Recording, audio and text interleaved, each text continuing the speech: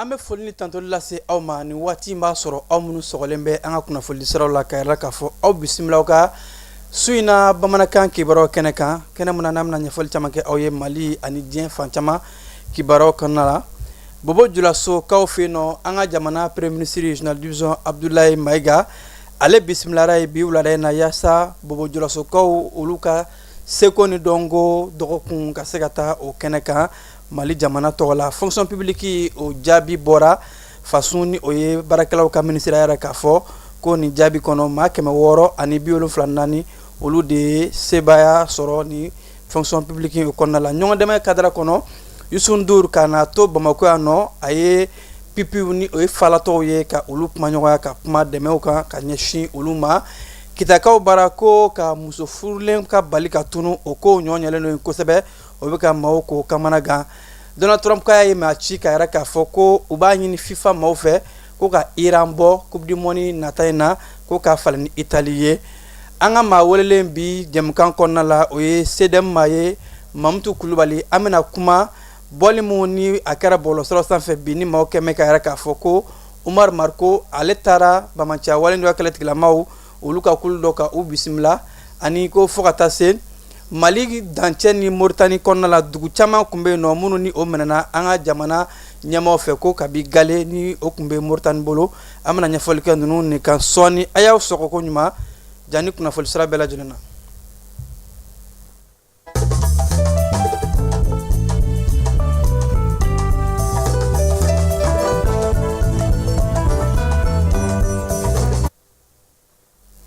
An ka jamana premier ministre a ye bisimila minɛ Bobokaw fɛ yen nɔ Burkina Faso duguba filanan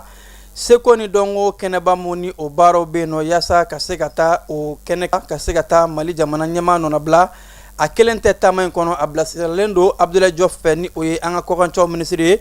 fo ka taa se seko ni dɔnko minisiri ma a jigilen Wagadugukaw bara a bisimilara ko ɲuman Burkina Faso kaw ka premier ministre Irim Talba Jean Emmanuel Ouedraogo fɛ ka bonya ni karama kɛ a ye ka yɛrɛ k'a fɔ jamana fila ninnu kabi gale anw ye jamana kelen ye an ka seko ni dɔnko an tabiyaw a bɛɛ lajɛlen bɛ ɲɔgɔn kɔnɔ ka sanga ni kɛnɛ belebeleba ye ni a kolobon karili kan ka kɛ sini sibiri avril kalo tile 25 kɛnɛ mun kan ni Mali délégation Burkina Faso délégation bɛɛ lajɛlen bɛna taa ɲɔgɔn sɔrɔ yaasa ka se ka seko ani dɔnko ko yakubaya kɛnɛ ye a makɔnɔ kosɛbɛ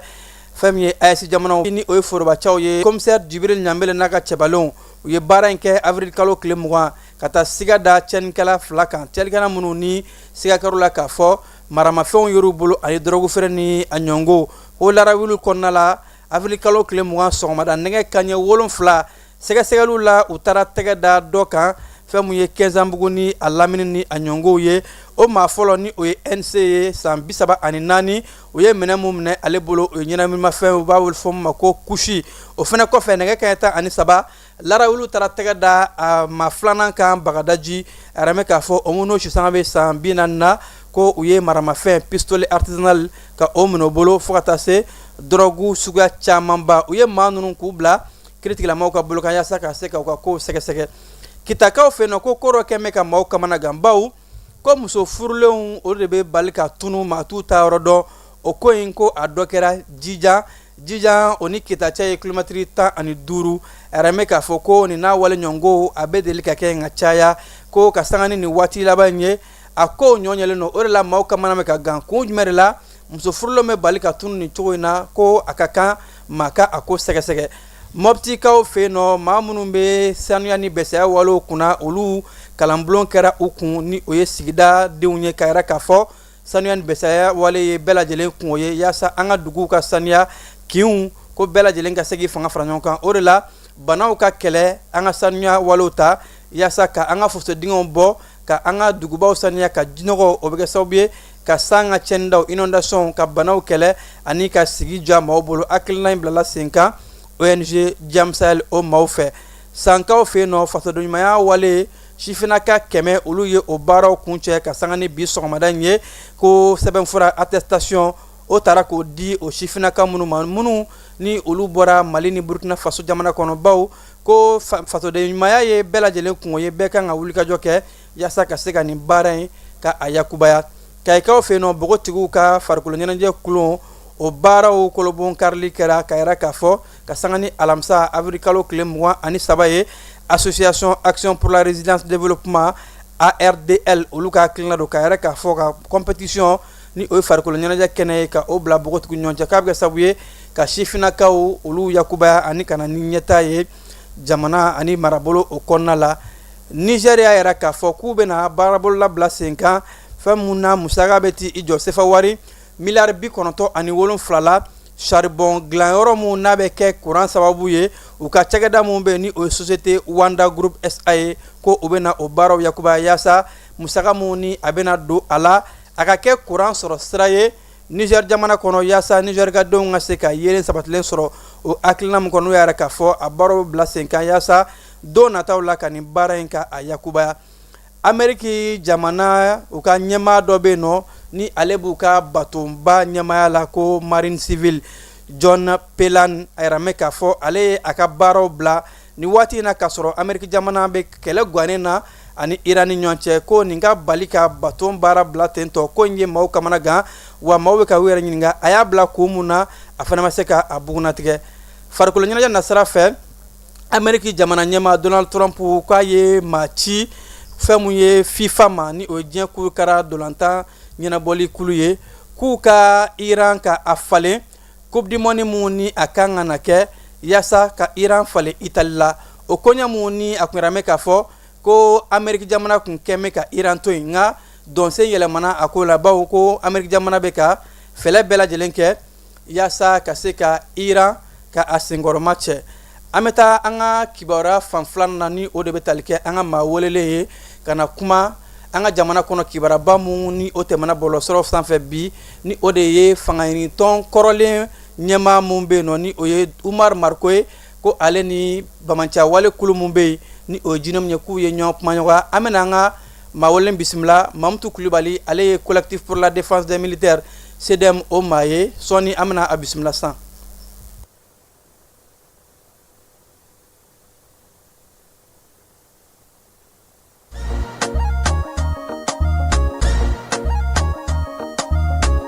aw bisimila u tɛ lafiya la n'i ko u tɛ lafiya wulikajɔw bolodalen don walasa aw bɛ se ka lafiya sɔrɔ cogo min na ani hakilisigi aw ka séjour la anw fɛ Mopti yan kɛrɛnkɛrɛnnenya la Mopti Sevare ka kɛ ni kurantigɛtigɛ ye min ye hôtel lafiya Sevare ale ye wulikajɔw boloda ka se ka min ye awa fɛɛrɛ kɛrɛnkɛrɛnnen dɔw ta walasa aw bɛ se ka lafiya sɔrɔ cogo min na aw ka séjour la hôtel kɔnɔna na n'o ye ka panneau solaire installé min ye kurantigɛtigɛ o degun aw kana o ye séjour la l'hôtel yɛrɛ kɔnɔna na réservation ka kɛ kabi sisan min b'a to aw bɛ se k'aw ka séjour kɛ k'a sɔrɔ tɔɔrɔ tɛ aw kan degun tɛ aw kan hôtel lafiya hôtel lafiya ale filɛ nin Sevare Bangetaba yanni ka se aéroport sirafara ma station laban i kiniboloya fan fɛ i bi jigi o carré fɛ mètre 200 bɔɲango hôtel lafiya ale cokolen bɛ i kiniboloya fan fɛ i bɛ se ka weleli kɛ nɛgɛjuru siraw fɛ 21 42 14 11 76 01 01 98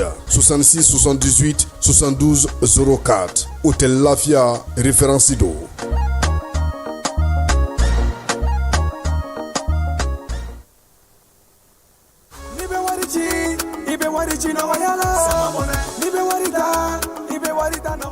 Sama mɔnɛ bi maliyɛnw jɔrɔna ko n'u hamina ko dɔn o de la sama mɔnɛ ma fɛn fara a ka wari cili musakaw kan wa a ka nɔgɔn ni Mali wari ci siraw bɛɛ ye a ma da aw ma dɛ sama mɔnɛ bi dɔ fara aw de kunna wari kan ni wari bonisi ye awɔ ni wari bonisi ye kɔni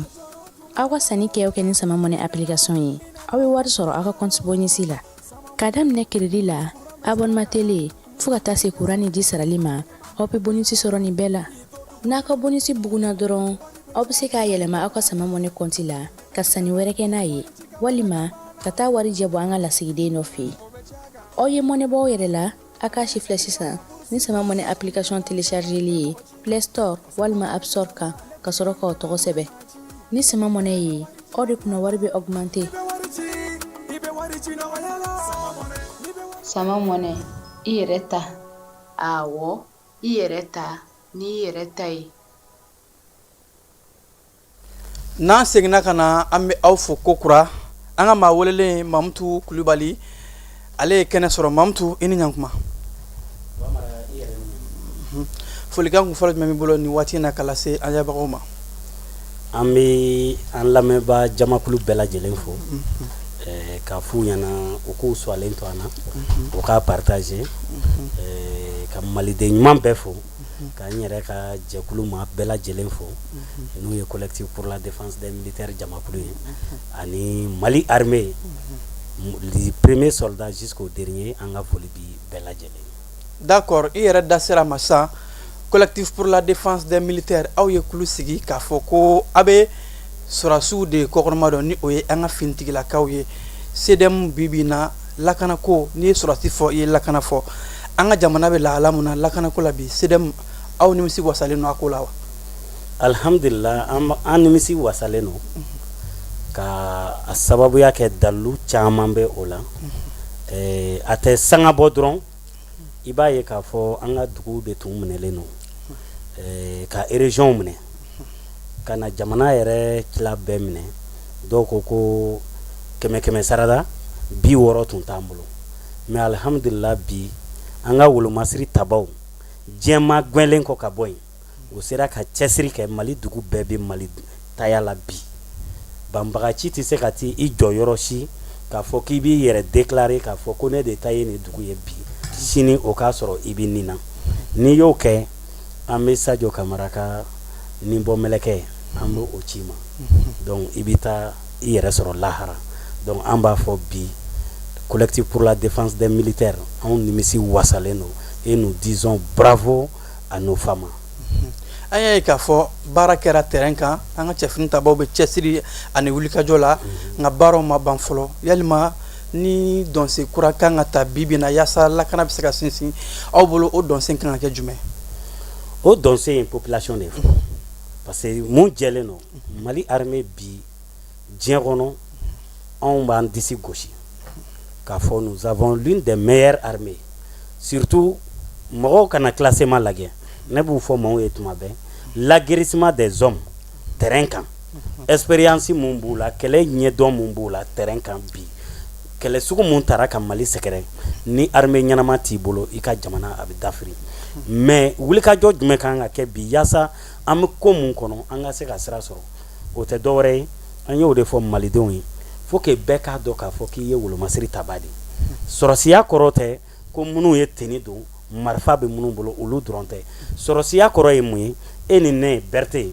anw sigilen bɛ bi fo anw k'a dɔn an kan ka kunnafoni minnu di a kunnafoni kan ka kɛ sababu ye ka se ka jamana nafa ka jamana jɔ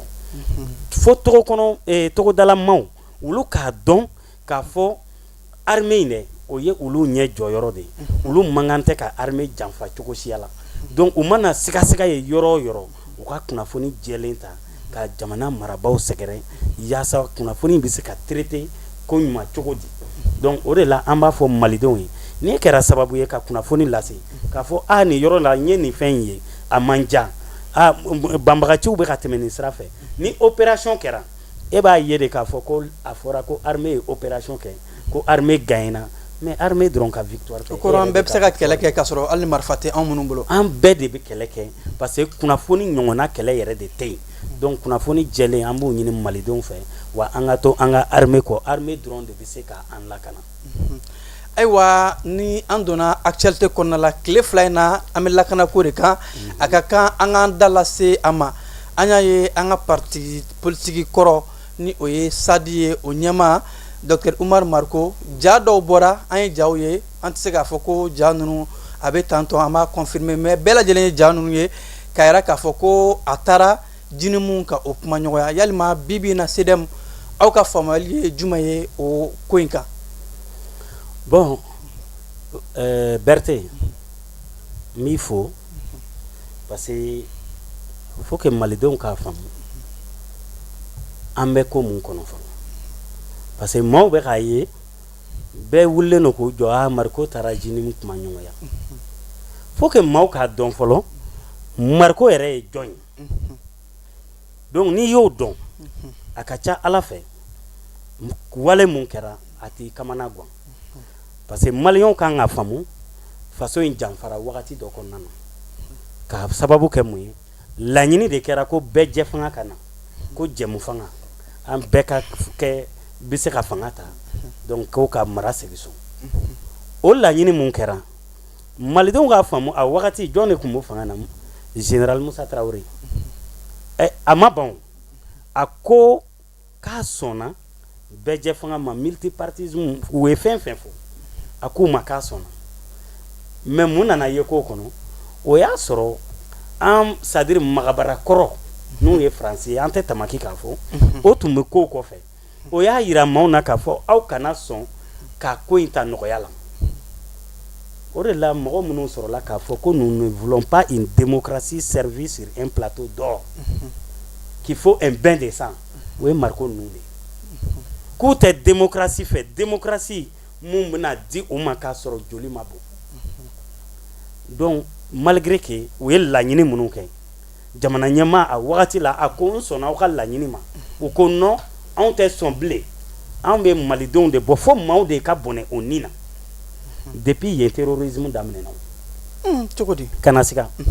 terrorisme daminɛna n'o tɛ mun na ni e bɛ faso fɛ e ko jamana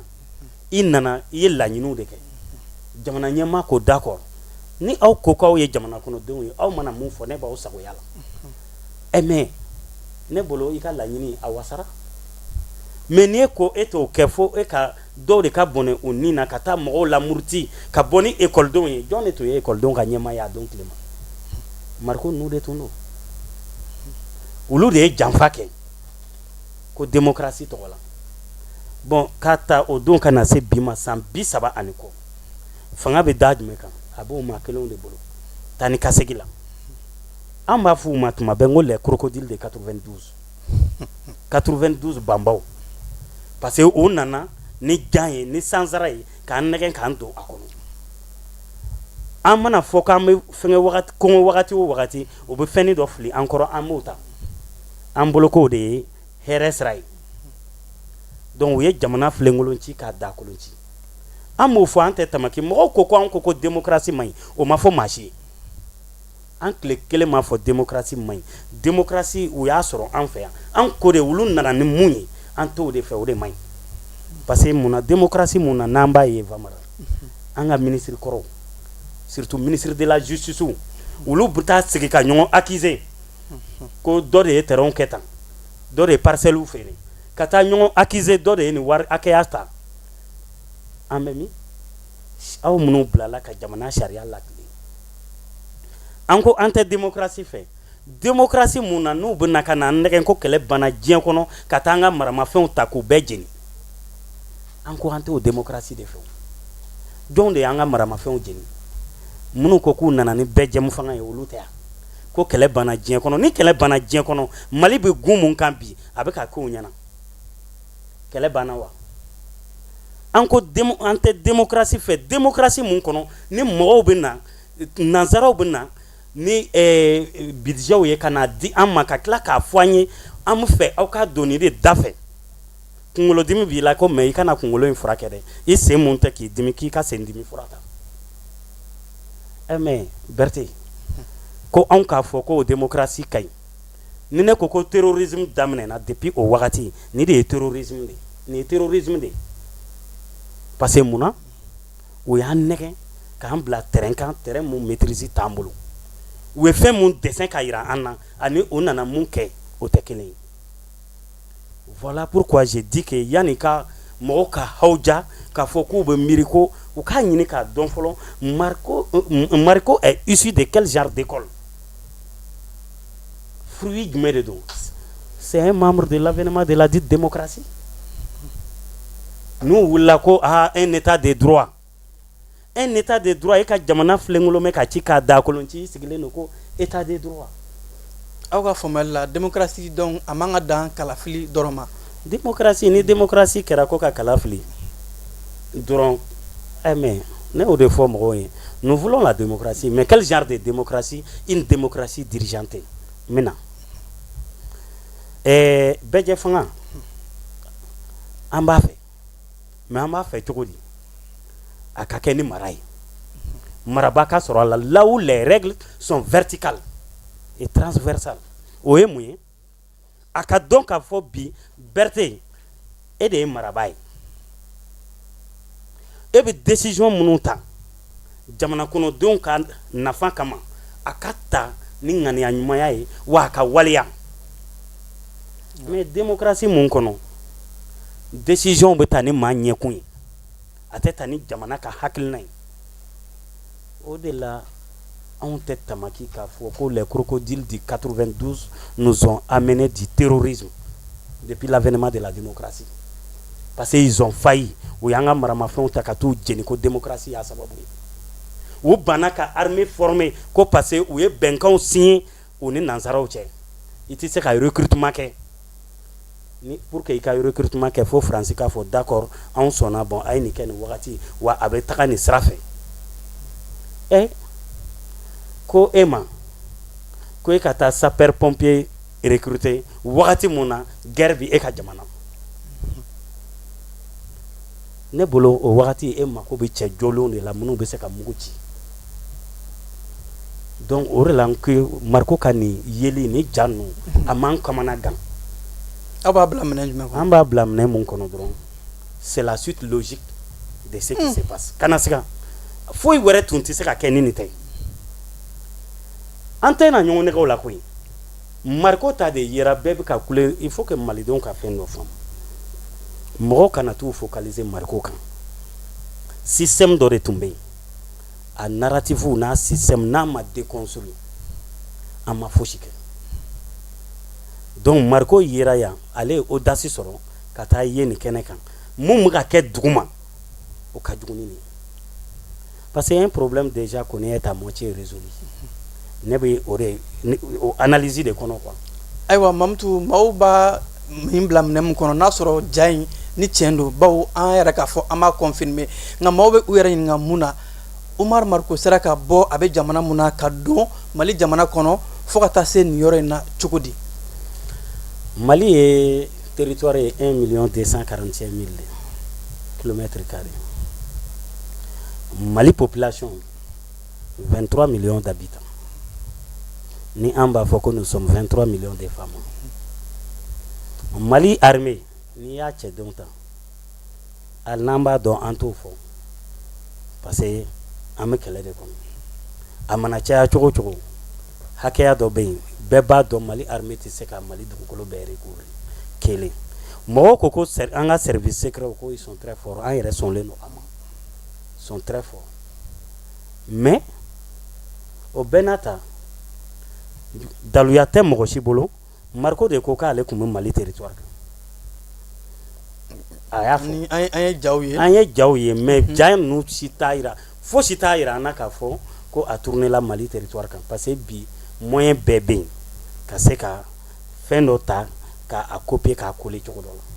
pour le mais mun kɔni jɛlen ɲɛmaaw ma kuma kan voilà officiellement mun jɛlen don a kɔni ko k'a n'an ka maaw kuma na wa a yera wa a yɛrɛ y'a confirmer juguw bɛ fan bɛɛ bi an ko an bɛ kɛlɛ mun na ko c'est asymétrique c'est-à-dire jugu dɔlen tɛ mɔgɔ kana kɛ i n'a fɔ GPS dɔ de bɛ Mali armée bolo k'a gulon ni Mariko sen dara Mali dugukolo dɔ kan dɔrɔn a GPS bɛna dɔrɔn k'a fɔ ko Mariko ye filɛ nin ye o tɛ yen ni o logiciel bɛ yen américain tun ye Hugo mun n'an y'a faga yan u tun ye prime joli lancer k'a fɔ ko k'a ɲini mais pourtant an bɛ baara kɛ ni radar ni fɛn minnu ye jɔnw b'a dilan olu tɛ yan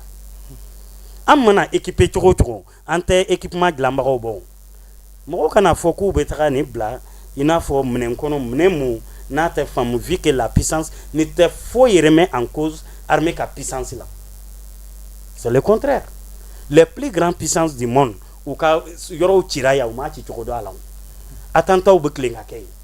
mais pourtant a tigilamɔgɔw bomu bɛ transporter yen ne mais mariko ni bomu tun tɛ o fini jɛmani dɔ de tun b'a la an t'a dɔn a y'a sɔrɔ cogo min na kelen mais n bɛna mun fɔ an ni jamana caman bɛ yen jamana minnu tɛ an ka dynamique kɔnɔ parce que olu tun bolo k'an kɛra maa lafulenw ye an kɛra maa taacɛnlenw ye olu bolo bɛna kɛ an ka ressources kan u sago la o jamana ninnu bi u pɛrɛlen don ka scénario sugu bɛɛ monter anw contour la mariko yera fan mun fɛ anw ni o jamana bɛɛ b'a dɔn bi an bɛ gun mun kan an man di o Mamutu n'a y'a faamu yalima a bɛ fɛ ka fɔ jamana wɛrɛ de ye nin ko in labɛn ka anw juguya kama wa fɛn fɛn bɛ ka kɛ a bɛɛ bɛ ka kɛ ka taga jamana wɛrɛw de ka nafa kama jamana wɛrɛw yɛrɛ tɛ dɛ la puissance colonialiste o de bɛ ka nin bɛɛ labɛn bon anw dun entourelen don ni jamanaw ye jamana minnu pɛrɛlen tɛ fɔlɔ ka bɔ jɔnya juru la ça c'est clair donc o jamana minnu bɛ anw kɔ anw kɛrɛfɛ an bɛ k'olu lajɛ n'u yɛrɛbakun ye k'a sɔrɔ an man ka lajɛ n'u yɛrɛbakun ye an kan k'o ye ni nanzaraw de ye nanzara minnu b'an juguya la kelen filanan ye mun ye ni mɔgɔ minnu filɛ nin ye o de la ne ko n ko débat in kana mɔgɔ kana limiter ko mariko a n'a ɲɔgɔnna caman maa o maa bolila bi ka bɔ fɛn dɔ de y'i labolo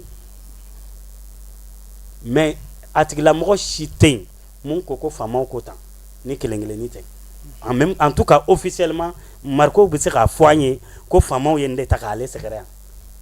yan ni faamaw wulila ka t'i nɔfɛ so n'i dalen don a la i ma fɛn kɛ jɔ kɛ maa joli taara minɛ so ka tila ka bila donc o bɛ ka baara kɛ puissance coloniale de bolo wa olu tɛna an to yen bon malidenw kana miiri ko armée bɛ ka succès minnu kɛ ko nin y'an tilalen jamais de la vie faut que mɔgɔw k'a faamu an mana bɔ bolo dɔ kan an bɛna bolo wɛrɛ de kan mais n'an jɔra i n'a fɔ jamanakuntigiw jɔlen don cogoya mun na je suis sûr et certain o bɛ tila k'u bolo sama an nɔfɛ hɔrɔnya na k'an ka jɛ an ka baara kɛ mais o tɛ ɲɛ fiyewu fo le peuple malien anw k'a dɔn k'a fɔ kɛlɛ in tɛ jamanakuntigiw ta ye dɛ anw de ta don anw ye nin mun ye ni terroriste caman de bɛ an cɛ la an tɛ minnu dɔn nin y'a yɛrɛ yira k'a yɛrɛ afficher ni terroriste ye an bɛɛ k'a ye o kɔrɔ b'a yira k'a fɔ kunnafonidila caman bɛ yen bi o bɛ ka mun kɛ mariko m'a ɲɔgɔn kɛ o parce que kunnafoni ka girin kojugu kunnafoni fɛ e bɛ se k'i to faransi ka mali 23 millions de population k'a bɛɛ hakili ɲagami wa k'a bɛɛ sama ka taa yɔrɔ wɛrɛ fɛ kunnafoni jɔyɔrɔ ka bon kosɛbɛ information jɔyɔrɔ ka bon kosɛbɛ diɲɛ bɛ gumu kan bi faisons attention et sachons que les crocodiles de 92 ka ta a wagati fo bi ma o ma jamana bila sira fosi kan ni sira mun tɛ janfa sira ye an m'a fɔ ko fɛn bɛɛ tiɲɛna dɛ parce que hali i janfa kɛtɔ i bɛ taa ɲuman kɛ olu bɛ kɛ quoi ni donc mɔgɔw bɛ fɛn minnu ye ko u ye nin acte posé ka nin acte posé i fana tɛ se ka na i bɛ fɛ ka mɔgɔw ta tiɲɛ k'a yira aw la n bɛ fɛ k'aw ta tiɲɛ u k'i to yen mais i bɛ to k'u nɛgɛn de ni acte dɔw ye n'u ko k'u bɛ fɛn i b'a ne ma nin jɔ ka d'aw ma donc aujourd'hui que les Maliens sachent que an bɛ janfa mun kɔnɔ a kɔnɔ ka dun ka tɛmɛ mariko kan a kɔnɔ ka dun ka tɛmɛ mɔgɔ kan quoi parce que an bɛ impérialisme yɛrɛ de kɛlɛ kɔnɔ wa o impérialisme kɛlɛ général d'armée Assimi Goïta y'a fɔ k'u y'u ka maaw proposer ale yɛrɛ nana ye Mali yɛrɛ ka maa ye jɔn ye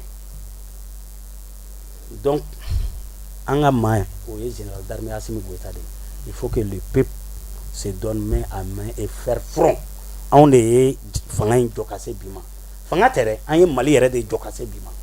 donc an ka continuer an k'an tɛgɛ di ɲɔgɔn ma an k'a dɔn k'a fɔ foyi ma kɛ kɛlɛ la kɛlɛ tɔ bɛ kɔ wa an bɛ ka ninnu minnu ye ninnu ye signe avant-coureurs de donc k'a yira an na k'a fɔ d'être vigilant et d'être prêt à tout moment à faire le sursaut national derrière nos forces armées de sécurité. D'accord. An bɛ hakili lajigin k'a fɔ ko an ni Mamutu Kulibali ale ye CDM collectif pour la défense des militaires olu ka kumalasira dɔ ye an bɛ ka baabu boli jamana lahalaw ani diɲɛ lahalaw kan bi hakaja lakanako an bɛ taa Mali ni Moritani dancɛ la dugu 10 ani kɔ an y'a ye k'a fɔ ko an ka jamana ye o de minɛ bawo ko jamana ninnu dugu ninnu a mɛnna an ka jamana ta don nka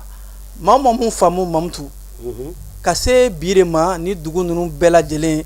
fama minnu bɛ yen bi olu ka sɔrɔ k'a minɛ ka bi gale kun jumɛn de la nin ko in sera fo bi ma. Bon an b'an ka wolomasiri tabaw fo k'a yira u la k'a fɔ Mali population u bɛ ka baara min kɛ an ɲɛ b'a la wa an b'a soutenir k'an ka marabaw fo. Mɔgɔw ye Mauritanie ɲɛ b'a la bɛɛ bɛ k'i focaliser ko Mauritanie dugu dɔw minɛna. I bɛ taa maa 100 ɲininka jɔn tun bɛ Tinzawatène dɔn a man ca. Mais ko Tinzawatène ka kɛ même au cœur des débats jɔn y'a kɛ ni régime de y'a kɛ. Bon dugu minɛna tɛ o munna ne ko n k'an tun bɛ terrorisme kɔnɔ a mɛnna an tun bɛ janfa kɔnɔ a mɛnna parce que ni i y'i ka so labila i janta ma bɛɛ bɛ don k'i sago de kɛ o. Mɔgɔw bɛ jigin Mauritanie na mɔgɔw bɛ jigin Algérie la à un moment donné en réalité jiginna tɛ olu la o. Anw yɛrɛ de tun jɛnna yɔrɔw kɔ k'u céder mais o de kɛra o parce que n'e y'a yira k'a fɔ se wɛrɛ tɛ e ye e mago t'i yɛrɛ la bɛɛ bɛ na ka na yɛrɛ sago kɛ i ka du kɔnɔ ka taga. Bon n bɛna mun fɔ dɔrɔn mɔgɔw k'a faamu autorités ma fosi fɔ dugu ninnu minɛli kan Mauritanie. Anw ye maaw ye chez nous le collectif pour la défense des militaires anw tɛ kuma fɔ pour que ka maaw wasa ka maaw lanisɔndiya an tɛ o dynamique kɔnɔ. Mali bɛ gun mun kan bi Mali tɛmɛna o degré ye. An bɛ to an ka autorités kɔ jusqu'à présent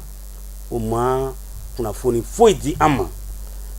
dugu ninnu lahaliya yɛrɛ kan exactement an yɛrɛ y'a ye bɔlɔlɔsiraw fɛ ka témoignage dɔw sɔrɔ. En tout cas dugu 10 ani kɔ in n'i y'a lajɛ Goki Gouwene Modibugu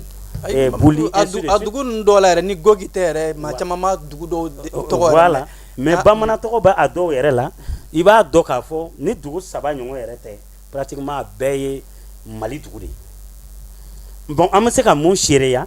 an ye forage dɔ minɛlen ye an ka faamaw fɛ an ka drapeau tun b'a la o ye seereya de ye mun jɛlen don n'an bɛ se k'a fɔ. Kelen filanan fana ye mun ye an ye école dɔ fana minɛlen ye ni Mauritanie drapeau tun turulen bɛ yen mais a bɔra yen ka an ka drapeau bila yen. Donc o de la n ko an b'an ka faamaw fo wa mun fɔra fana an b'a bisigiya ka da la yanni autorités yɛrɛ ka communiquer a kan. Yalima nin ko in fɛ maa bɛ se k'a fɔ an bɛ ka souveraineté mun kɛlɛ kɛ ni o ye an ka yɛrɛtigiya ye nin ye o sira ya. O sira tɛ dɛ Mali le Mali est souverain parce que an b'o fɔ k'o jɛya. Mali est souverain pourquoi misali dama dama dɔrɔn Mali la yan anw tun tɛ se ka hali an ka budget voter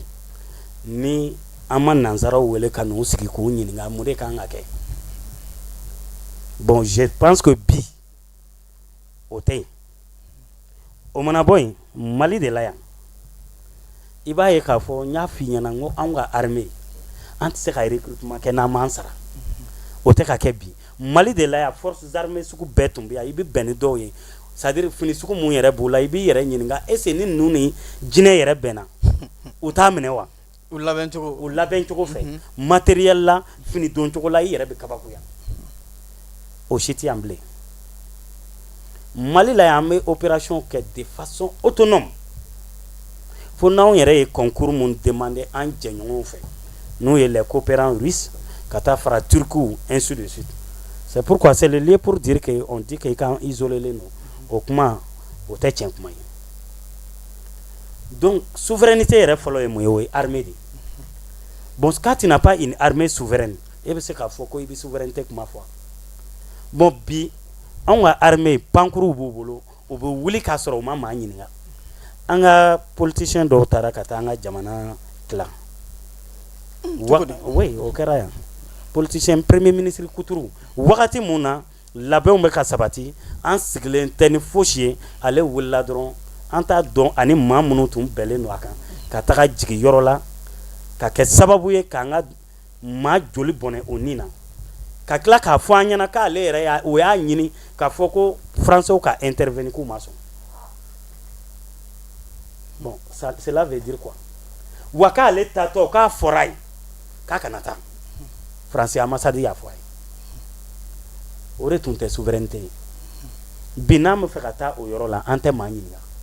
an ka gouverneur sigilen don yen an ka administration sigilen don ka taa i sigi a sen kan yen dugu tɛ yen bi administration tɛ yɔrɔ minnu na donc nous disons toujours que la souveraineté d'abord commence par l'armée et aujourd'hui l'armée malienne elle est souveraine donc Mali ye yɛrɛta mun fɔ an b'a kan wa an bɛ ka continuer k'a yakubaya de parce que souveraineté n'i y'a fɔ volet de don souveraineté alimentaire bɛ yen bi an ma se olu ma mais an mago bɛ mun na fɔlɔ maliyɛnw k'a faamu gɛlɛya bɛ yen faut que nin de an ka tiɲɛ fɔ malidenw ye gɛlɛya yɛrɛ de bɛ yen mais an bɛ survie kɛlɛ de la anw yɛrɛ en tant que nation maaw ɲɛ bɛ Iran ninnu na bi n'i y'a ye u sera ka jɔ parce que mun na à un moment donné u ye survie kɛlɛ de kɛ ka Iranien bɛɛ lajɛlen k'a lafaamuya k'a fɔ foyi tɛ faso bɔ an bɛ o gun de kan bi n'an sera k'an ka survie kɛlɛ kɛ en ce moment la souveraineté économique souveraineté alimentaire ka taa bila relationnel fɛn wɛrɛw la olu bɛ na mais n'i ko k'i b'a bɛɛ ɲagami i b'a jɛ donc aujourd'hui la souveraineté de l'armée malienne elle est totale. D'accord. Mamuto b'a to an bɛna opération Mali ɲɛda kura la CDM a ka kulu ye hakilina mun ta ko k'an ka dugubaw ka u sanuya a ye misali ta Burkina de kan ni o ye faso mɛnbɔ ye donc an bɛ se k'a dɔn bi bi in na opération Mali ɲɛda kura a bɛ lahala jumɛn na. Alhamdulillah an bɛ malidenw fo i bɔra k'a fɔ sisan opération Mali ɲɛda kura mɔgɔw k'a faamu opération mun don a dabɔkun ye ka pavéw de da an ka dugubaw kɔnɔ ka curage des caniveaux kɛ ka fossé dingɛw labɔ ka an ka duguba artères k'u cɛ ɲɛ ni a bɛ fɔ ko embellissement assainissement fana b'a la n'o ye furanniw nettoyage ye mun nana n'a hakilina ye an y'a ye k'a fɔ Moribo tile la a fɔra ko Bamako yɛrɛ kelen a tun bɛ wele ko la ville coquette bon ko saniya tun matarafalen don an balakaw bɛɛ tun bɛ bɔ k'i ka dalala fɔra o ma dan o ma brigade dɔ tun bɛ yen mun bilala sen kan n'a bɛ don ka taga vérification kɛ hali ɲɛgɛn kɔnɔnaw duw kɔnɔ n'a y'a sɔrɔ ni saniya baaraw matarafalen don donc anw ko anw ye o descendants ye an bɛɛ b'an disi gosi k'an bɛ bɔ Moribo Keyita ka jamana na n'o ye tiɲɛ ye mun b'a to bi n'i bɔra Mali kɔnɔ i tɛ se k'i jɔ carré bɛɛ la ka photo ta n'i bɔra Mali kɔnɔ i tɛ se ka dumuni kɛ carré bɛɛ kɔnɔ ala ni wuluwulu tiɲɛni kojugu ni siraw kɛcogo fɛ an tilala k'a ye an bɛ kulu mun kɔnɔ n'o ye cɛncɛnfuga jamanaw ye ko AES Burkina Mali Niger Burkina bɛɛ ye hakilina ta k'u ka jamana faso kɔnɔdenw de y'a ta k'u b'u faso jɔ faso mɛ bɔ donc u kɛlen ka wale ta jamana kɔnɔ ɲɛmaaw y'a ye k'a fɔ fasodenw jɔra u fana jiginna duguma ka na fara jamanadenw kan mais Burkina jinɛ tɛ k'a kɛ yen maaninfinw de bɛ k'a kɛ anw fana ko ni an bɛ cɛncɛnfuga jamanaw hokumu kɔnɔna na munna malidenw fana tɛ wuli k'a ɲɔgɔnna kɛ d'autant plus que an ye sira mun ta Burkina ye anw de y'a kan k'an ladege ladege tɛ baasi ye mais n'a kɛra ɲɛngoya de kan o de man ɲi anw ta ye jɛlenya de donc faso mɛnbɔ bɛ Burkina cogoya mun na ni u y'a yɛlɛma ka kɛ initiative présidentielle ye ka tila k'a kɛ agence ye bi